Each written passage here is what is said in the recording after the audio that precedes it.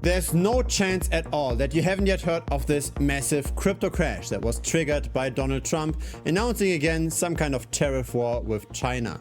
But this was actually not just a crypto crash. It was mainly a crash focused on the altcoins. A crash that cascaded down further and further because of leverage in the perpetual futures market. In this video, we're going to look at the aftermath of this crash. Why were some tokens more affected than others? On average, the market cap of the smaller altcoins, so the ones that are not in the top 10, dropped by 48%. To now see again a partial recovery. But still, we are down 15% since that crash.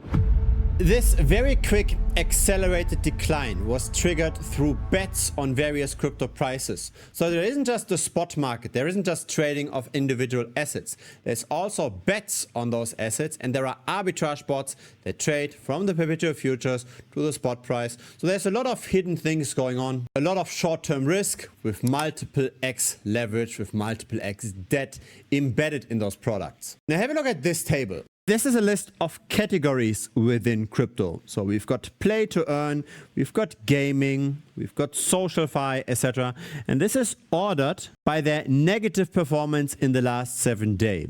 So what kind of categories in crypto performed the worst and recovered the least with that crypto crash? We've got Binance holder airdrops, we've got the Binance launch pool, we've got Binance Launchpad, we've got YZI Labs, again, Binance related tokens. So it seems like mainly assets related to the centralized exchange Binance. They lost the most and they can't go up anymore. Binance also has the most open interest on the perpetual futures market, 28 billion. So what we're seeing here is that the perpetual futures market on Binance impacts the prices on the exchange the most. Binance has roughly 10 billion worth of bets on the Bitcoin price. Compare this with the leading decentralized perp exchange, Hyperliquid, that only has 10 billion worth of bets on Bitcoin. And so a crash like this massively benefits the automated market makers. The people that have trading bots, the people that do arbitrage trading,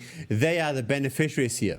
Hyperliquid is an open protocol and everybody can invest into the market making of Hyperliquid. Now, it took the protocol almost 1.5 years to generate 80 million worth of profits. Because of that flash crash, within a single day, an additional 42 million profit had been made. And since Hyperliquid is 1/10 of the size of Binance, Binance very likely made close to $500 million just in market making. And on top of that, of course, comes all the trading fees that get generated from the volume, etc. So really, this was a wealth transfer from the regular Joe, from the retail investor, to the Binances of this world. Some people call these massive price movements even scam wicks, as in it's short-term price manipulation to push out some people and enrich the few market makers. Now, I'm not sure how much of this was actually coordinated. I think there was a real reason for a price decline, again because of Donald Trump's tariff announcement, but then because of so much inherent leverage in the market that cascaded further down. One person got liquidated, pushing down the price further. The next person got liquidated, pushing it further down. Another liquidation, etc. So we saw more and more liquidations until all of the leverage was out of the system. And so some people lost their shirt. Here's an individual trader that lost $79 million. But he's not alone. There's another one with 33 million, another one 31 and 30, etc.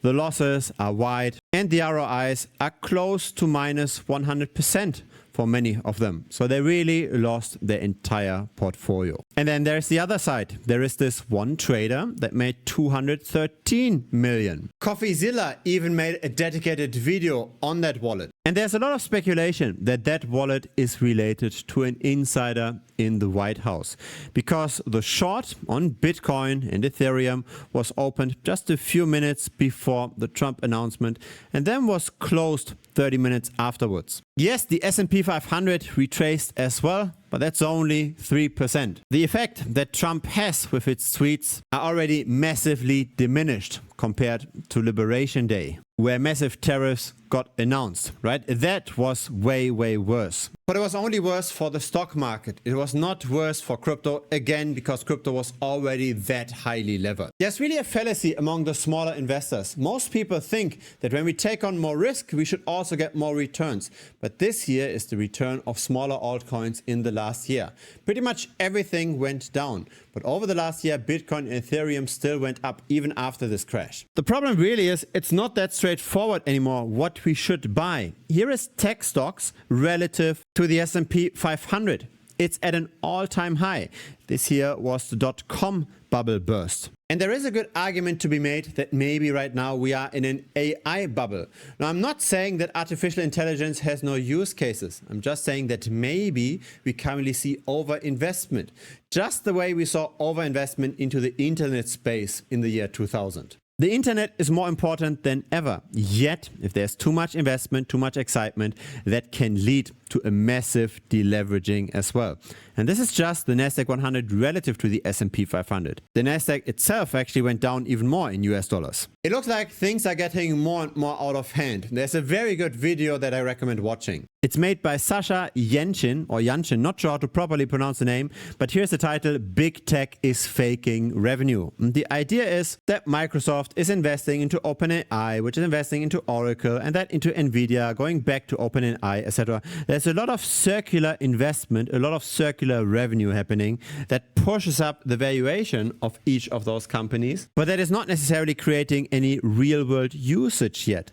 This is all just investment revenue. It's revenue for the creation of new data centers, etc. But if all of those data centers and if all of those GPU investments really make sense, isn't really clear yet, right? ChatGPT is still making losses. Here is the Shiller PE ratio, so the historical price to earnings ratio of the S&P 500. Here we've got the .com bubble. Here we've got the speculative leverage that resulted in the Great Depression. And now we are almost at all-time highs again. And why does this metric matter, the PE ratio? It matters because that's exactly what we buy whenever we invest into a stock, right? We buy a stock in order to get the future earnings of a company. But if what we have to pay to get those future earnings is 40 years almost of those earnings, then probably things are quite high. At least historically, things haven't been that expensive. Altcoins lose all the time. Tech stocks seem to be inflated, especially given what's currently going on among the top companies. Stocks in general don't look cheap. And so maybe it makes sense to just hold the dollar. Maybe it doesn't make sense to hold any of those investments. Maybe we just go into bonds or into T-bills. But the problem with that is that many people now expect that the US government is going to increase the monetary base. We've seen this in prior crises. Whenever there was a massive deleveraging in the market, we simply just saw more base money getting issued by the Federal Reserve. This is the historical debt to GDP. And so probably the US wants to get that down, potentially through inflating their way out of this. And so owning bonds seems to be risky as well. And so more and more people now get into gold. But even gold is not cheap. This is the gold price relative to the US money supply. And this dotted line that we see over here, that's the average ratio. So the average gold price if the money supply was stable.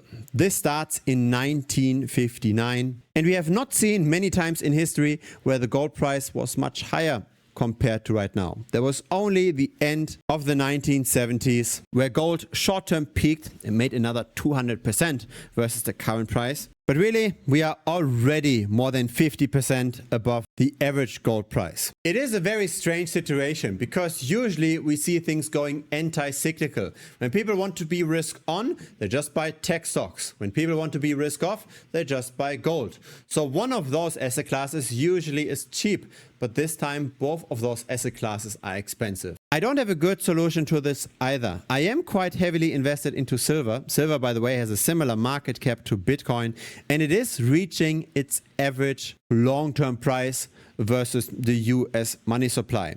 So it's still potentially slightly cheaper than gold. There might be a bit more upside, maybe 140% or so. The situation for silver is not as bad as it is for gold or as it is for tech stocks.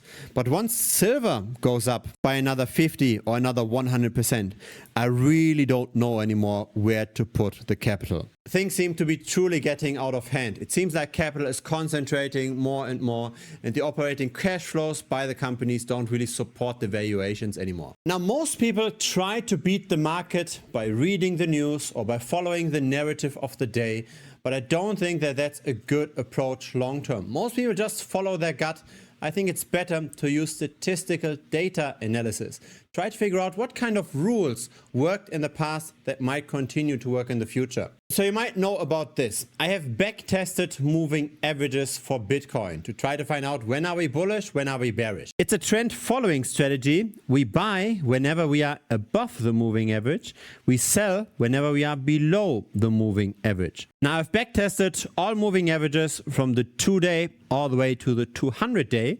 And the 125-day simple moving average and the 44-day simple moving average are the ones that historically work the best.